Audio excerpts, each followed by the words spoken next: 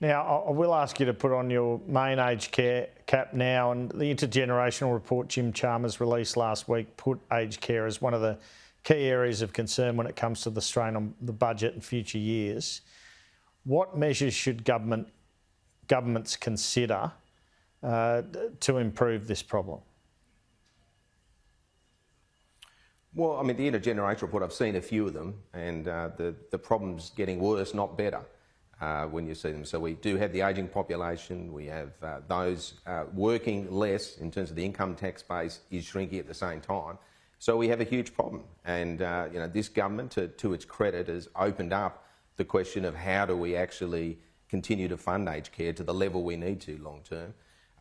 In simple terms, those that have the means, should likely contribute more. That's one of the key principles being considered. But everything's on the table. And, from my point of view, this is a point in time. There are recommendations that were part of the Royal Commission.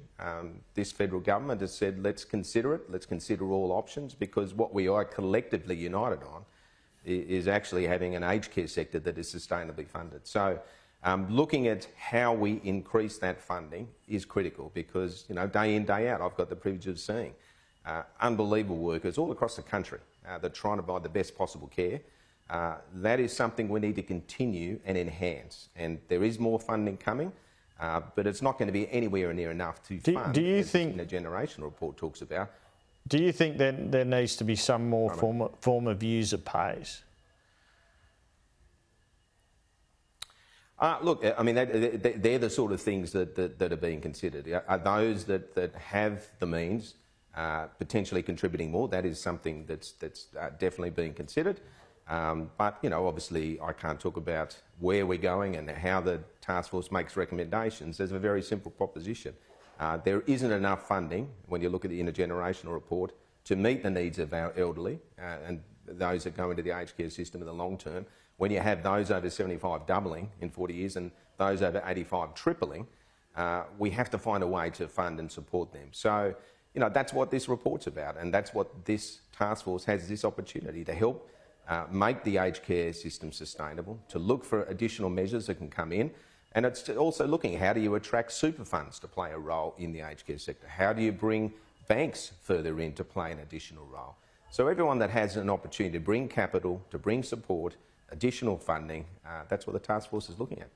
And when you were New South Wales Premier, you called for a 15% GST rate, but it looks just too hard to get governments to take this on, doesn't it? Are you still a supporter of this kind of change in the tax mix? Doesn't these close federal elections make this a bit more difficult? Well, the good news is, Andrew, I've had my time in public life. I've made contributions to the tax debate and many other debates, and that's over to others now. But look, I mean, what the Intergenerational report says, that there are undoubtedly some changes that need to be made across the long term for Australia, including tax mix. So, that's on to new leaders now, but obviously the Intergenerational report poses the question, here's the problem, then how are you going to solve it? That's obviously up to governments down the track. All right, you're enjoying your role as Chair of Cricket Australia, I imagine. What do you think of the future of the sport in Australia in competition with sports like football?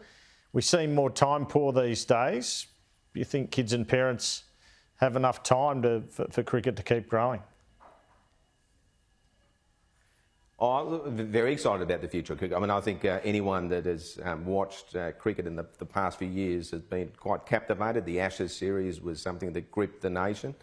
The World Test Championship, there were 132 million people that tuned into that. So the future's bright. Our women players continue to dominate on so many levels, and great to see the Matildas pick up the work that many of our women players have done. So it is an exciting opportunity. There's commercial challenges, but I see them as opportunities, and most importantly, we're seeing a rise at this stage. This year, compared to last year, registrations are up 100%. So there's real interest in the game. We're seeing the women's game grow in particular. So it's a great time to be part of cricket. So, those parents are considering changing sports because of time, stick with it, because we need future Australian Test champions. And look, while I've got you, just finally, I feel I have to ask for a reaction to the corruption findings against your successor, Gladys Berejiklian. You may choose not to want to buy into this, but you ultimately gave evidence to ICAC she should have declared her relationship. Do you think ICAC made the finding it had to in relation to this matter? Oh, look, obviously I've made some comments in relation to that. I'm not going to sort of provide any further commentary. You know, Gladys is a long-term friend, obviously a very difficult period, but you know, it's not for me to comment further. Mike Baird, thanks so much for your time this afternoon.